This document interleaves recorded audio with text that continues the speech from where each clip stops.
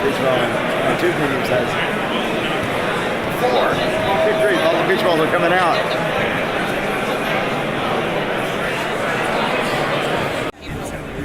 Availability. Every program on a server should function normally after being patched. It would be easy to defend software if you just disable all its functionality. The referee checks that defended software is responding correctly and hasn't been disabled. We can see that some of the services themselves still have their white borders. They've still not had a proof of vulnerability thrown against them. Those teams that have that in place and that the tile is full size are getting full points for security. And it's the filament view. And what it basically does is it takes the actual execution flow of the program and maps it in a 3-dimensional space where we actually get to spread time and show how the execution flows across the inputs. This is actually a representation of 2 different binaries where one is a patched version of the other.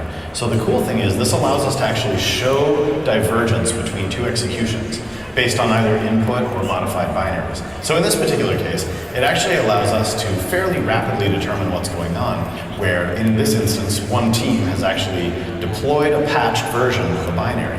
And when we see it come and begin execution, we can see some of these sort of loop-like structures that show the individual code blocks executing, but across time. So what this view allows us to do is have many of those types of constructs that we're used to seeing in machine code that represent code logic and code and data structures actually present themselves with very unique shapes, like these reoccurring shapes that we see here actually represent loops, and in this case, this little icon here actually means that that's a transmission. So in this instance, this overly aggressive patch has actually caused the program to terminate early before fulfilling its intended purpose, even when given totally legitimate data.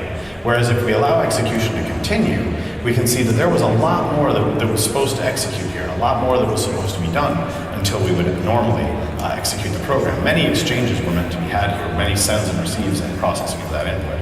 So even from a very high level perspective, not looking at any machine code, not looking at any reverse engineering interfaces, we can tell that this particular construct, this actual execution flow is how it should have been, and this is what happened. And it's very apparent that the modification has actually caused termination early without letting it actually do what it's supposed to do.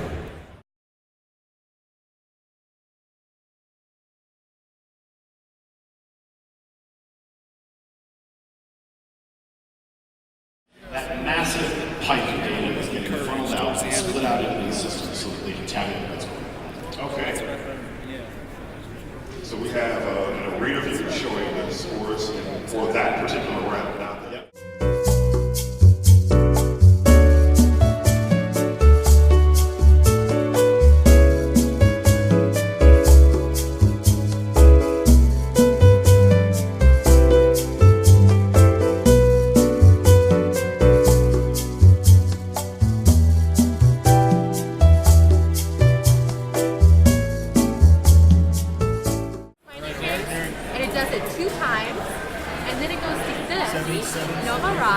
And then it loops. So whatever you want to say, if you want smiley face, it also does graphics too. Hey guys.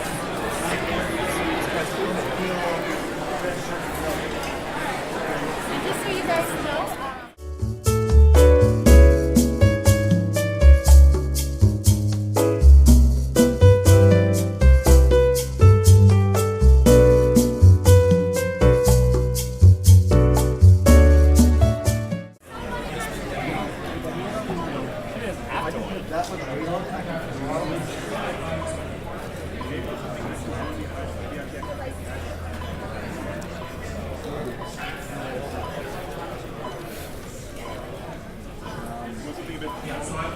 So there is a grease monkey script you can get called Educate Answer. I was talking to the guy recently and I thought he actually does work at Educate. It search makes Educate a lot of easier to use.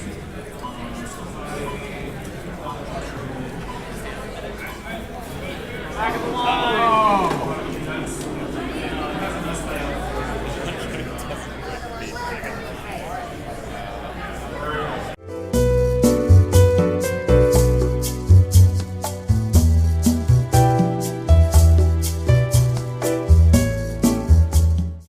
Our talk at DEFCON Wireless Village was very well attended and very well received.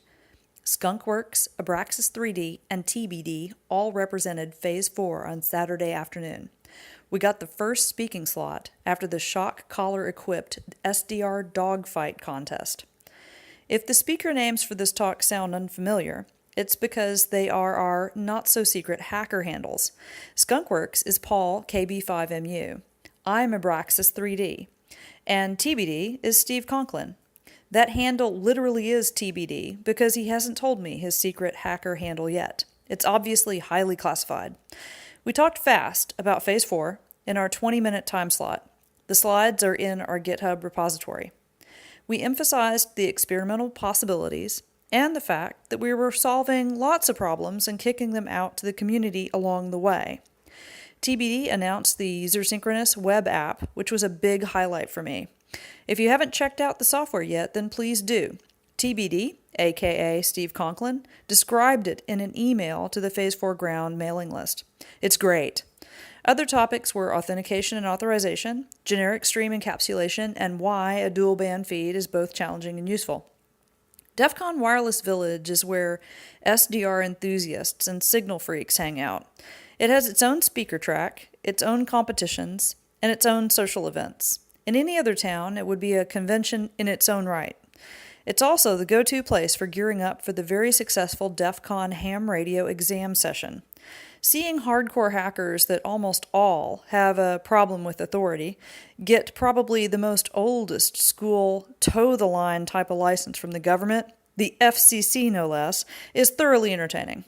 The ham radio exam sessions at DEFCON 24, and yes, it's been going on for 24 years, were sponsored by hackers from area code 408. Shorthand for these sorts of groups is the letter DC for DEFCON, followed by the area code. For example, DC 408. Identifying with your area code and forming a group based on your area code dates back from when the phone system was a primary target of many hackers or freakers, spelled with a PH from the word phone. DEFCON supports these organizations of groups based on area code, and many of these groups then sponsor or run events at DEFCON.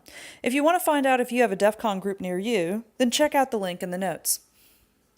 The ham radio exam results for this year, 95 technicians, 22 generals, and 11 amateur extras. DEFCON has had electronic hackable badges for many years, and this year was no exception. In some years, the badge is part of a hacking challenge or competition. I've done this at least twice. For DEFCON 17, we grafted on a Mueller tube, read the resulting radioactive measurements as a random number generator, and used that to create a secure link to another badge. The write-up can be found at the link in the notes. For DEFCON 18, we did a project that is not safe for work to describe with the badge. It involved audio and video and was a lot of fun. The processor that year was a digital signal controller. There weren't a lot of input and output available on the board, so we had to get cracking on how to do ambitious things with a limited I/O.